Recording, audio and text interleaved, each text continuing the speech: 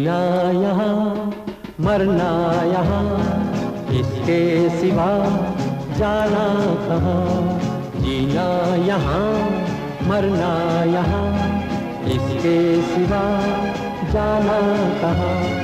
जी चाहे जब हमको आवाज दो, हम हैं वहीं हम थे जहाँ, अपने यहीं दोनों जहाँ, इसके सिवा जाना कहाँ। Almost 6 years in the making, Raj Kapoor's magnum opus, Mera Naam Joker, was meant to be an autobiographic declaration, a tragicomic expression of the clown who made the world laugh but cried silently inside. The film had delightful moments of personal experiences and in some ways symbolized the work, aspirations and image of its creator. ये मेरा गीत जीवन संगीत, कल भी कोई दोहराएगा। ये मेरा गीत जीवन संगीत, कल भी कोई दोहराएगा। जग को हंसाने। Mera Naam Joker, however, was an expensive indulgence. Raj Kapoor had staked everything in the project, but the film was a commercial disaster. It was also a farewell performance of sorts, for never again after this did Raj Kapoor face the camera in a film directed by himself.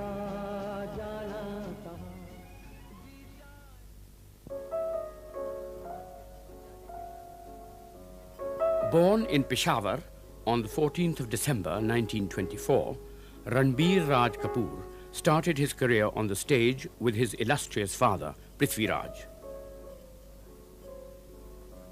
The Kapoor family was to dominate the Hindi film industry for years, but it was Raj Kapoor who held center stage as actor, producer and director. By the time he produced and directed his first film, Raj Kapoor was already an established actor. Aag, his directorial debut at the age of 23, was a brooding melodrama. He cast Nargis in the lead role opposite himself, giving birth to one of the immortal screen pairs of Hindi films. The film was set in the background of the theatre world and explored the conflict between inner and outer beauty. क्या कहता? कहता तुम्हारे गीत में आंसू थे, मुस्कुराहटें थी, फूलों के रंग थे, उसमें राहों की गर्मी भी। कुछ और ही कह दिया होता। अब कह दो तो क्या हर्ज है? तुम्हारे गीत में ना आहों का धुआं था, न आंसुओं की नमी, न फूलों के रंग थे उसमें, न मुस्कुराहटों की चमक। आवाज के उतार चढ़ाव को संगीत नहीं कहते। गीत गले से नहीं, दिल से निकलते। लेकिन राजन बाबू तो बहुत तारीफ कर रहे हैं। यही तो फर्क है राजन बाबू और मुझ में। राजन बाबू चित्रकार हैं, तस्वीरें बनाना जानते हैं, उनमें जान डालना नहीं जानते। वो चेहरे की खूबसूरती में ही भटक कर रह जाते हैं। मैं आत्मा में झांकना चाहता हूँ। For us, the making of Aag was like one big picnic. Whenever we were off school, we go on his sets, free food, free lunches, free dinners. And because in those days they used to shoot at nights, they used to shoot at daytime too, and for us it was one big holiday. It didn't quite register that he was out there directing a movie, producing a movie for the first time. From an actor, he'd become an actor, director, producer. Barsat, his second film, was to become a phenomenal success. Weaving separate tales of love and loyalty, the film teamed Nargis and Raj Kapoor once again in an intensely romantic film. The romanticism was in the realms of an exalted plane, and the pulsating passion throbbed throughout the film. अब तो मैं आ गई। इस वक्त जिस तरह तुम इस वायलिन की तरह मेरे हाथ में आ गई हो, जी चाहता कि तुम्हारे दिल के तारों को भी इस तरह छेड़ दूं कि एक बार सर से पांव तक झंझना उठो। ये तार तो कब से झंझना रहे हैं कब्जे से, लेकिन तुम्हें इनकी आवाज सुनाई नहीं देती। Quiet melancholy and deep-felt emotions were captured in brilliant black and white photography, and the 10 songs of the film, each of them a super hit, confirmed that Raj Kapoor's temperament could match the popular taste. He learnt a lesson he never forgot, that his foremost aim should be to entertain his audience.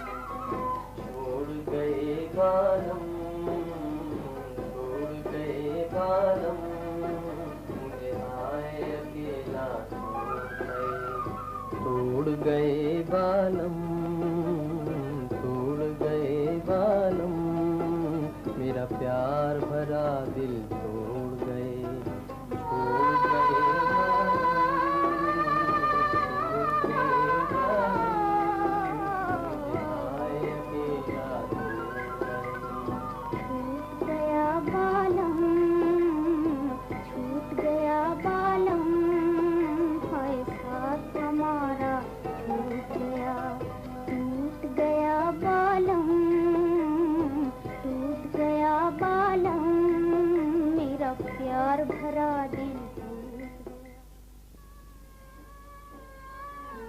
By this time, Raj Kapoor's ambitions were matching his dreams, and he began to build a studio in Chembur, then a remote suburb of Bombay. But even before the studio walls were erected, he asked his art director to build a huge set for a spectacular dream sequence he conceived for his next film. The film was Avara, and the sequence remains immortal, as it was to be imitated in countless Indian films since that day.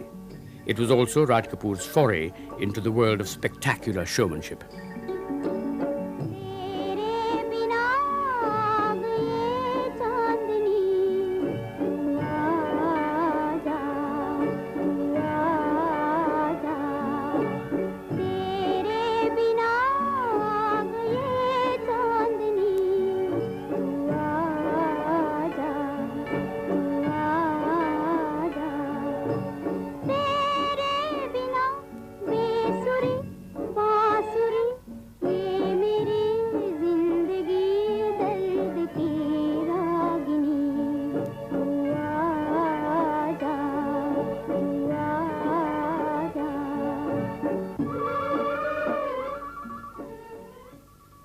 Avara was to confirm the stupendous talent of Raj Kapoor.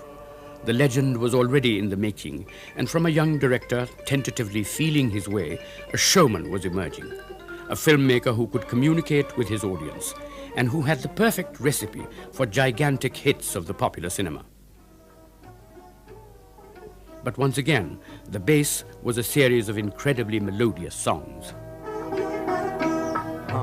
तुझसे मोहब्बत करके सनम, हम तुझसे मोहब्बत करके सनम, रोते भी रहे हंसते भी रहे, रोते भी रहे हंसते भी रहे, खुश हो के सहे उल्फत के सितम, खुश हो के सहे उल्फत के सितम, रोते भी रहे हंसते भी रहे, रोते भी रहे हंसते भी रहे। आ जाओ तड़पते हैं अरमा, आ जाओ तड़पते हैं अरमा, अब रात गुजरने वाली है, अब रात गुजरने वाली है, मैं रूं यहाँ तुम चुप हो वहाँ, अब रात गुजरने वाली है, अब रात गुजरने वाली है, दम भर जो उधर मुँह फेरे,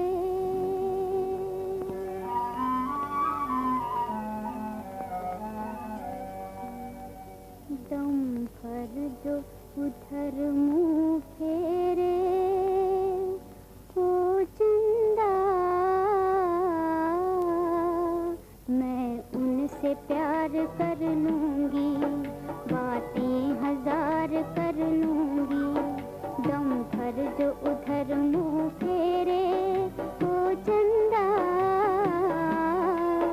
मैं उनसे प्यार कर लूँगी, बातें हजार कर लूँगी। I think Avara was Rajbhai's best film. He was 26 years old when he made it. Raj Kapoor was a great romanticist, and every film of his had love, had a lot of romance, a lot of passion. So besides the social structure of the film, I think it was the love which spoke of a universal language, which was understood by people in Russia, by people in England, by people in China. And I think that's what made it such a big success. The story of Avara revolved around the theme of how social environment impinges and shapes the character and moral fiber of a person. He cast his own father Prithvi Raj as a judge in a major role, and the film brought the two into direct conflict. Judge Raghunath, आज तक मैं अपने आप को दुनिया का सबसे बुरा, सबसे कमीना और आवारा आदमी समझता रहा, मगर मानना पड़ता है तुम मेरे भी बाप निकले। बदतमीज, अपनी गंदी बाजारी जबान पर उतरा है। और फिर तू समझता है कि तुझ जैसे आवारा के साथ मेरी रीता को शादी की इजाजत दे दूंगा? तो जैसे शादी करने से बेहतर है कि वो उम्र भर कुंवारी रहे या मर जाए। यूं क्यों नहीं कहते कि मुझसे शादी करने से बेहतर है वो किसी बड़े आदमी से शादी करे, किसी अमीर आदमी से या किसी जज से। निकल जाओ, गेट आउट।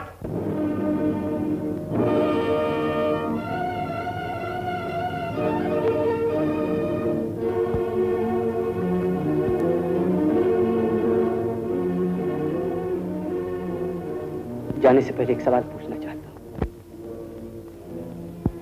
अगर आज मेरी बजाय इस जगह तुम्हारा बेटा होता और उससे जिंदगी, इंसानियत और मोहब्बत के अधिकार छीन लिए जाते, सिर्फ इसलिए कि वो गरीब है, गंदी नालियों में पला है और दुनिया हमेशा उसे अपराध की तरफ धकेलती रही है, तब तुम्हारे दिल पर क्या गुजरती?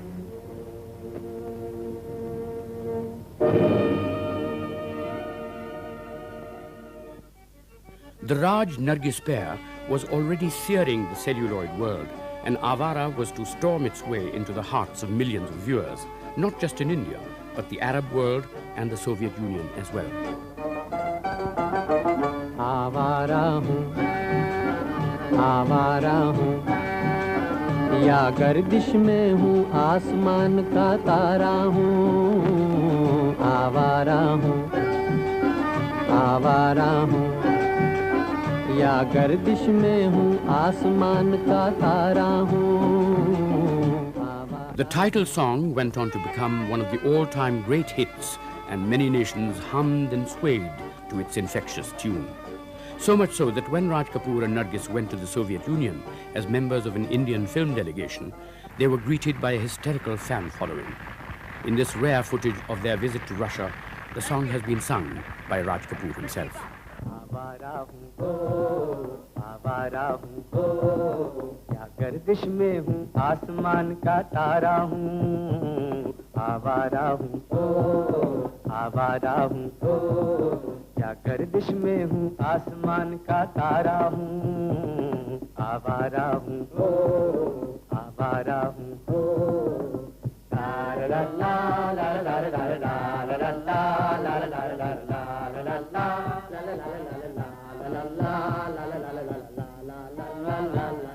आबाद नहीं बर्बाद सही, गाता हूँ खुशी के गीत मगर, गाता हूँ खुशी के गीत मगर। जख्मों से भरा सीना है मेरा, हंसती है मगर ये मस्त नजर। ला ला ला ला ला ला ला ला ला ला।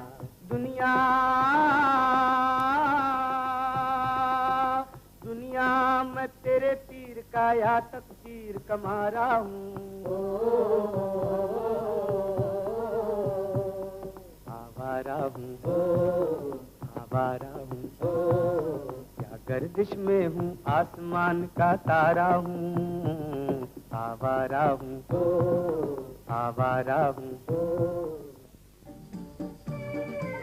Gradually, the themes which were to dominate the early Raj Kapoor films were also becoming clear. In Shri 420, Raj Kapoor went further than Avara in creating the Chaplin-like image, that of a bumbling tramp, a comedian with tragic overtones. His costume of disheveled trousers and shabby coat gave him the look of a harmless and sympathetic character, an honest man whom circumstances will force to become a crook. It will be a screen persona that Raj Kapoor would be most identified with even after he became a movie mogul. मेरा जूता है जापानी, ये पतलून इंग्लिस्तानी, sir पे लाल टोपी रूसी, फिर भी दिल है हिंदुस्तानी। मेरा जूता है जापानी, ये पतलून इंग्लिस्तानी, सर पे लाल टोपी रूसी, फिर भी दिल है हिंदुस्तानी। मेरा जूता है जापानी।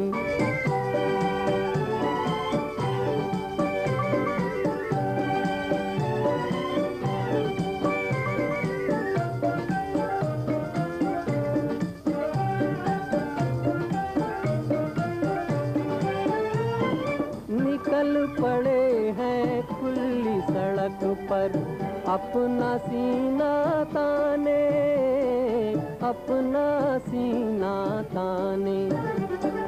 मंजिल कहाँ कहाँ रुकना है, ऊपर वाला जाने, ऊपर वाला जाने। पढ़ते जाएं हम सैलानी, जैसे एक दरिया तूफानी, सर पे लाल टोपी रूसी, फिर भी दिल है हिंदुस्तानी। But it was Raj Kapoor's concern and identification with the underprivileged and the underdog which allowed him a special rapport with his audience. His early films played on the class conflict between the rich and the poor. And it is this naive, almost simplistic declaration which Raj Kapoor used time and again as a device to obtain sympathy for his character. It had a lot to do with our father, our guru, Shri Prithviraj Kapoor Sahab.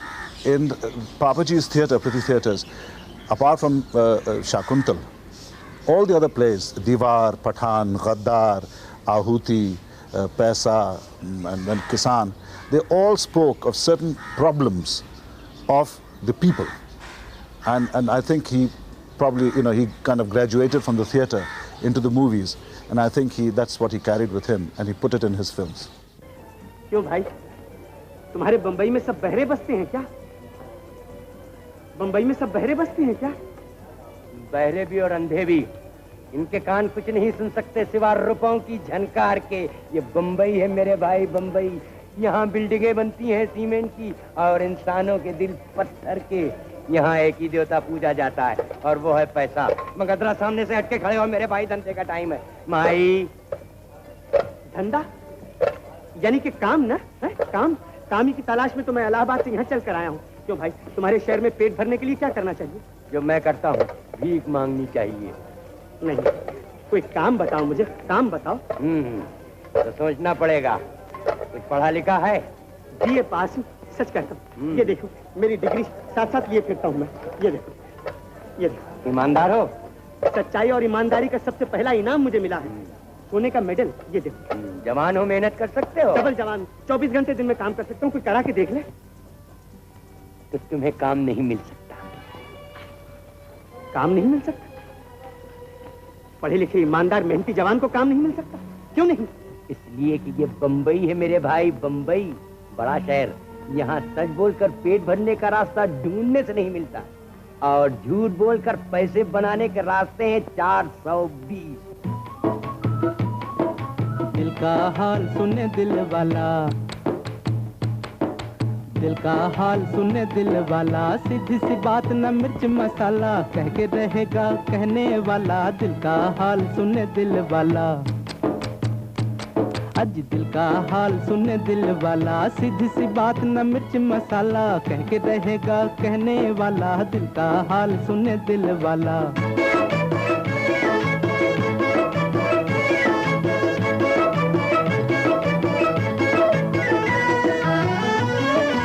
छोटे से घर में गरीब का बेटा,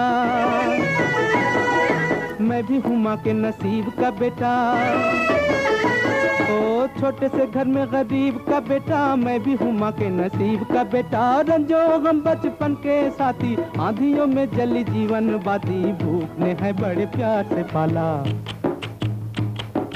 दिल का हाल सुने दिल वाला, सीधी सी बात न मिर्च मसाला, कह के रहेगा कहने वाला। दिल का हाल सुने दिल वाला। Even in the films he only produced, Raj Kapoor's social concerns were evident. In Jaagte Raho, a film directed by the Bengal stage thespian Shambhu Mitro, and which won the prestigious Grand Prix in the International Carlo Vivari Festival, Raj Kapoor's sympathies were apparent. आप लोग मुझे क्यों मारते हैं? मेरा कसूर क्या है? गरीब किसान का बेटा हूं मैं। नौकरी ढूंढने शहर में आया था। प्यास से मेरी छाती फट रही थी। 2 घूंट पानी पीने आपके मकान में आ गया। यही मेरा कसूर है ना, जो आप लोग मुझे चोर चोर बोलकर इस तरह पीछे पड़ गए जैसे मैं आदमी नहीं हूं, बावला कुत्ता हूं। मैं चोर हूं। इतने बड़े मकान में मैं जहां भी गया हूं, वहां हर रकम का चोर और हर किस्म की चोरी मैंने देखी है। इज्जत आबरू के चोर देखे, अपनी घरवाली के जेवर चुराने वाले देखे, शराब बनाने वाले, नकली नोट छापने वाले। कितने पाप आपकी ज़राफ़त में भरे हुए, ये मुझसे पूछो। आप सब पढ़े लिखे बड़े आदमी हैं। मुझ गंवार को यही शिक्षा दी कि बिना चोर बने कोई बड़ा आदमी नहीं बन सकता। Raj Kapoor's contemporaries were the giants of the Indian film industry, Guru Dutt and Bimal Roy. And Kapoor himself put together a team of highly talented writers and technicians. Most of his screenplays were co-written by Khwaja Ahmad Abbas, and Shankar Jaikishan were the music directors for his early films. But it was his favorite playback singer Mukesh with whom he shared a special relationship and to whose voice he realized he owed part of his popularity. मैं तो सिर्फ एक जिस्म हूँ, हाड मास का पुतला हूँ। रूह अगर कोई है मुझ में तो वो मुकेश चंद है। होठों पे सच्चाई रहती है, जहाँ दिल में सफाई रहती है। हम उस देश के वासी हैं, हम उस देश के वासी हैं, जिस देश में गंगा बहती है। होठों पे सच्चाई रहती है, जहाँ दिल में सफाई रहती है। हम उस देश के वासी हैं, हम उस देश के वासी हैं, जिस देश में गंगा बहती है।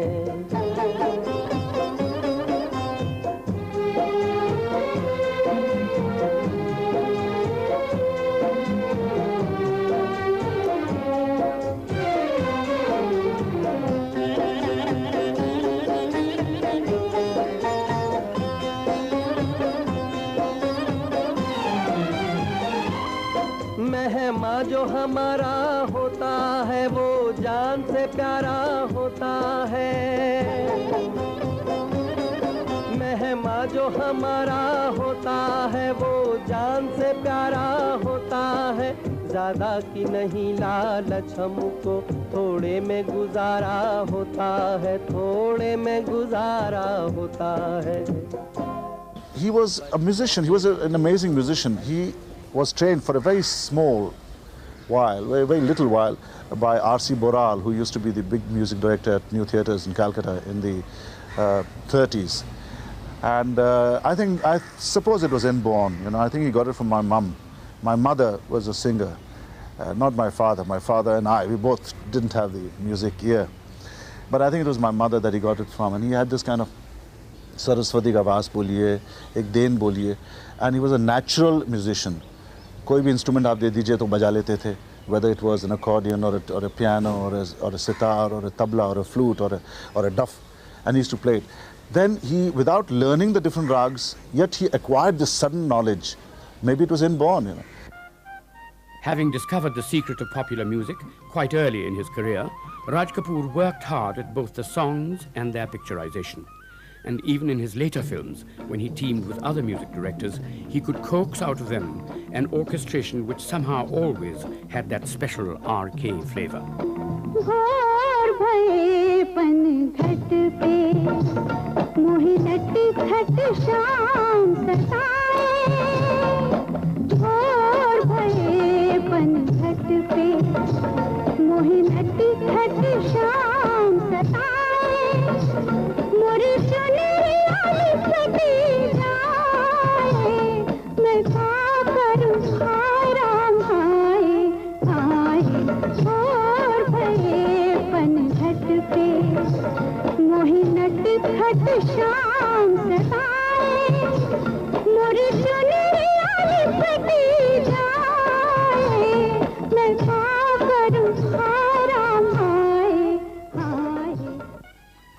The incredible success of his films inspired awe and admiration, and Raj Kapoor's lifestyle began to match that of a movie mogul. He was very particular about traditions also. Traditionally bound, like, we had those regular festivals. The Holi festival was always a very popular event in the RK studios. Because Holi was all about romance and music and dancing. It's part of what we were doing in our film business. His fondness for the good life and parties was becoming part of the showman's legend. He was a born showman. When he was little, and if he got a firing or if he got a yell, and the reaction was a natural reaction of weeping, he would go near a mirror, watch himself, which later on Rishi Kapoor did. Because I remember that was during my time, because I was, what was I, something like 14 years older to Rishi. So itna zyada Rishi, hum log usko thappad marte the, and he would immediately go find a mirror and go, so Raj Kapoor used to do that, and then Rishi did that. With the advent of colour, Raj Kapoor launched Sangam, a project he had postponed for years. He was to make Sangam a long time earlier, as a matter of fact, under the original name of Gharonda. It was written by Indira Rajanand. And as a matter of fact, if I do remember correctly, Raji wanted Mr. Dilip Kumar to play the role of what Rajendra Kumar eventually did. He was to do the role that he played, and this was much, much earlier. This was, I think, very much nearer the Awara time. But then, of course, there was, it never got down to it. And then eventually he went on to make 420, and then he made Jis Desh Mein Ganga Behti Hai. And after that, I think there was still a last-minute try to get Yusuf Saab to do that role. I think they didn't see or meet eye to eye on the...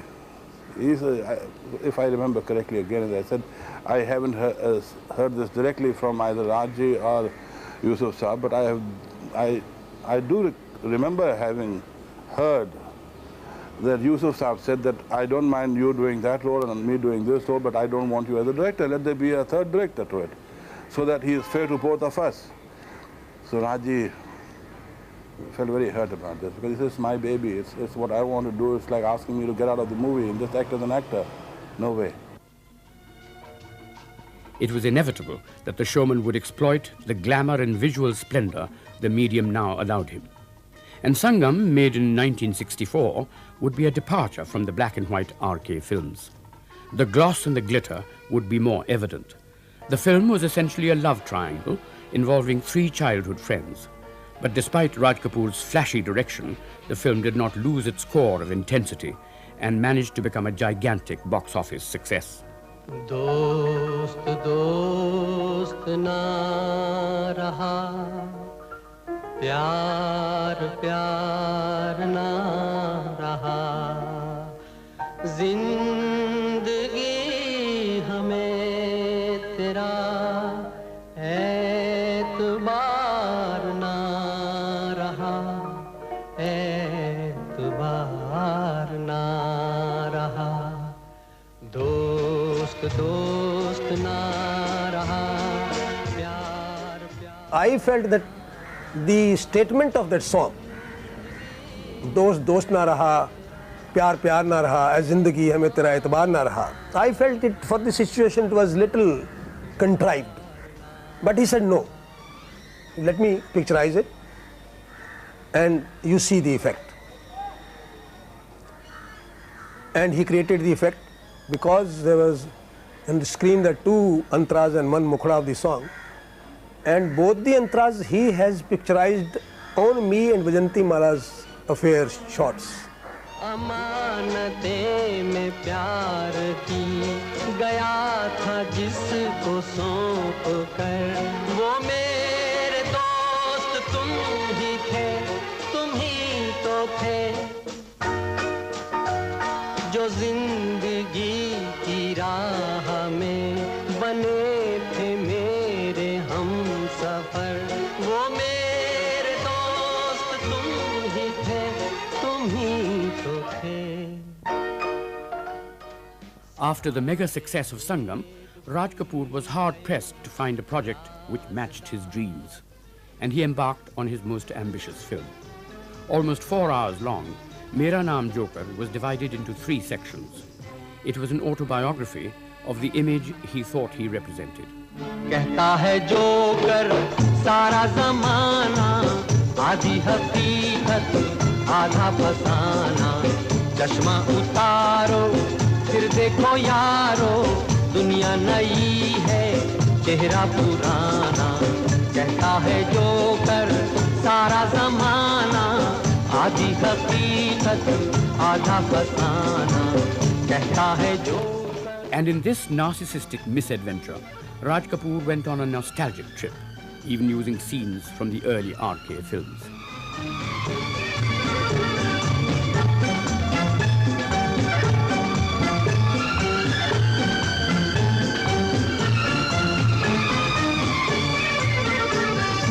अपने पे हंस कर जग को हंसाया, बन के तमाशा मेले में आया.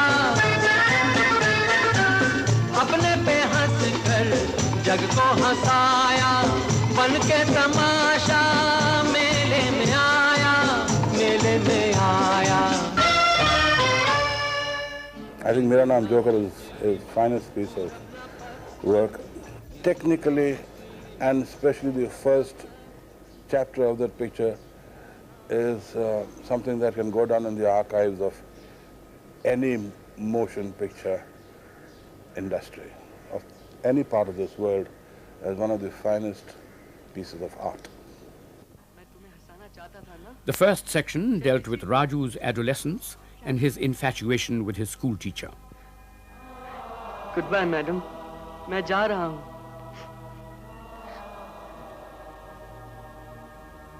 मैं भी जा रही हूँ राजू. आप भी मेरी वजह से? नहीं, किसी और वजह से. चंद रोज में मेरी शादी हो रही है. शादी? डेविड के साथ? हाँ, यहीं चर्च में. तुम आओगे ना?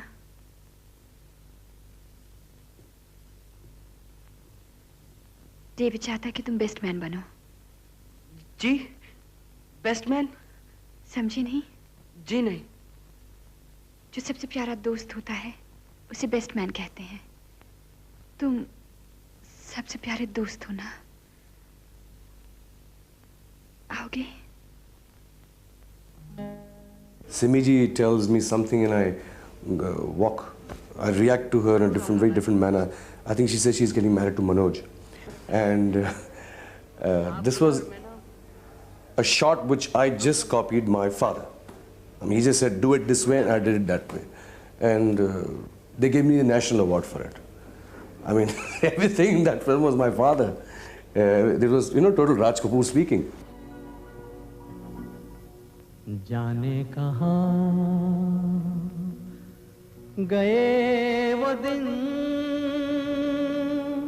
कहते थे तेरी राह में नजरों को हम बिछाएंगे.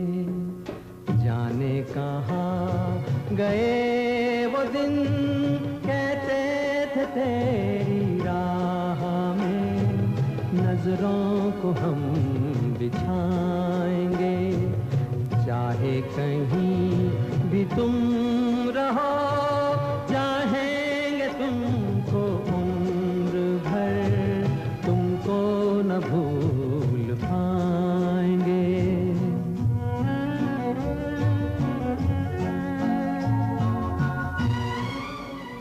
Despite moments of great cinema and haunting music, as good as ever composed for any RK film, Mera Naam Joker was destined to be a major box office disaster. After the debacle, at that time, debacle of Mera Naam Joker, he could have made any film with any big star. That current star could have been in his film. Any actor would have given his right hand to work with that kind of filmmaker. But he never did. He took me in the lead with a new girl, Dimple, that time made Bobby. And he proved it that he could make it with anybody. जी मैं हूँ. There were many who felt that in casting his own son and Dimple in Bobby, Raj Kapoor was also trying to capture the magic of the early RK films. He may well have succeeded, for Bobby was to become a great and unqualified success. बोलो ना। आप यहाँ? मैं अब कहाँ होंगी? मगर तुम? In Russia, people still think that I'm Raj Kapoor's son and Dimple is Nargis's daughter. They still feel that, you know, like. And because probably they thought Raj Kapoor was me and Nargis was Dimple. And Bobby was quite a popular film in the Soviet Union. And I guess probably they were reminded of Awara. The teenage love and the thin storyline was brought alive by the director's flamboyance, the freshness of the lead pair, and the lilting songs in the soundtrack. झूठ बोले कौवा काटे, काले कौवे से डरियो, मैं मायके चली जाऊंगी तुम देखते रहियो, मैं मायके चली जाऊंगी तुम देखते रहियो। अरे झूठ बोले कौवा काटे, काले कौवे से डरियो, मैं मायके चली जाऊंगी तुम देखते रहियो, मैं मायके चली जाऊंगी तुम देखते रहियो।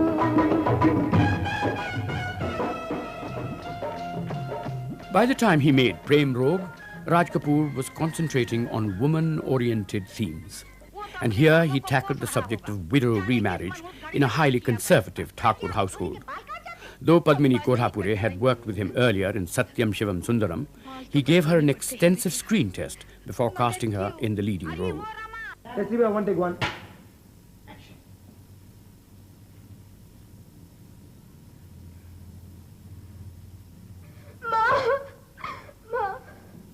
माँ हम बाल नहीं कटवाएंगे माँ, हम बाल नहीं कटवाएंगे। कटवाने पड़ते हैं। क्यों? हमने क्या किया? हमारा कसूर क्या है? हमारे बाल मत काटो। माँ, हम क्या जानबूझ के विधवा हुए? नहीं माँ।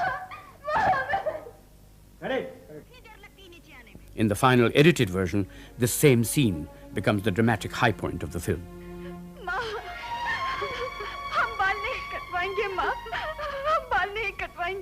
अरे वाह, बाल नहीं कटवाएगी। अरे बाल नहीं कटवाएगी तो क्या 16 श्रृंगार करती फिरेगी? ये सारी विधवाएं बाल कटवा चुकी हैं, तो क्या बेवकूफ थी? हम क्या जानबूझ के विधवा हुए हैं? लो बोलो। जो बाल न कटे तो क्या गजब हो जाएगा जीजी?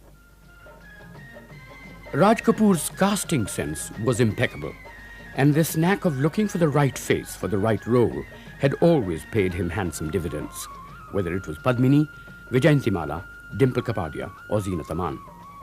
When he announced Ram Teri Ganga Meri, there was, as always, a clamour for the coveted lead role.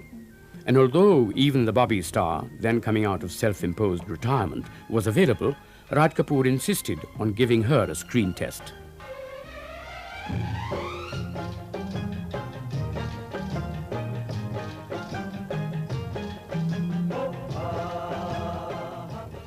He, however, rejected her, relied on his intuition, and cast an absolute newcomer, Mandakini, in a film which was to become his greatest commercial triumph.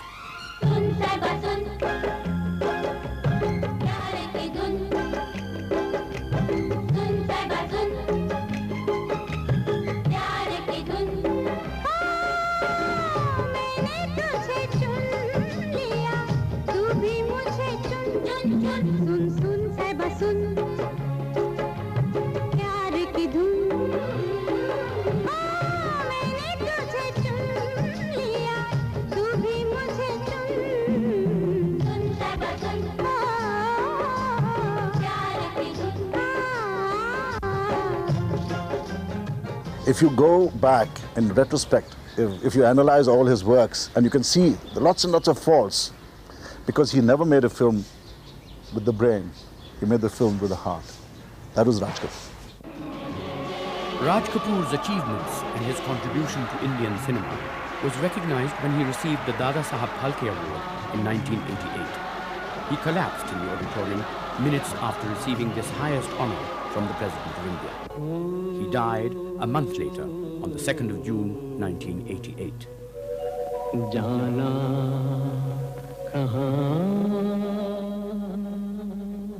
Though there will be endless debates about his exact contribution to the art of cinema, few can deny that he was one of the greatest entertainers, if not the greatest showman, known to Indian films. कि जीना यहाँ, मरना यहाँ, इसके सिवा जाना कहाँ।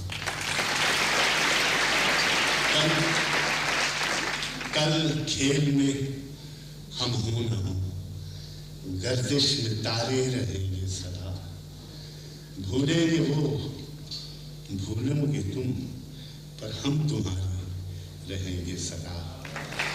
रहेंगे यही हमारे निशान, इसके सिवा जाना कहाँ।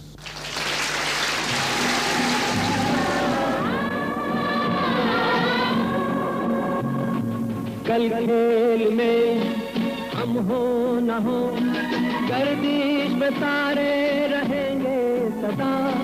कल खेल में हम हो न हो, गर्दिश में तारे रहेंगे सदा।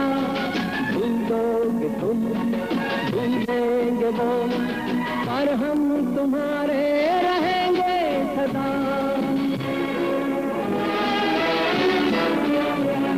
रहेंगे यहीं अपने निशान, इसके सिवा जाना कहाँ।